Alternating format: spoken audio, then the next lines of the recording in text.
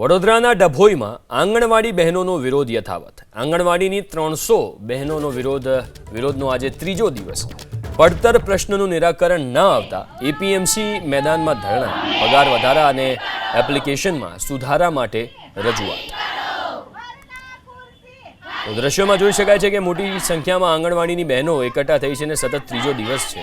300 બહેનોએ વિરોધ આજે નોંધાવ્યો. પડતર પ્રશ્નોનું નિરાકરણ આવતા એપીએમસી મેદાનમાં ધરણા. આંગણવાડીની 300 બહેનોનો વિરોધનો આજે ત્રીજો દિવસ. પડતર પ્રશ્નનું નિરાકરણ ન આવતા એપીએમસી મેદાનમાં ધરણા, પગાર વધારા અને એપ્લિકેશનમાં સુધારા માટે રજૂઆત.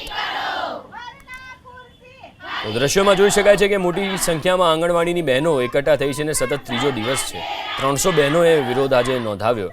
પડતર પ્રશ્નોનું નિરાકરણ આવતા એપીએમસી મેદાનમાં ધરણા.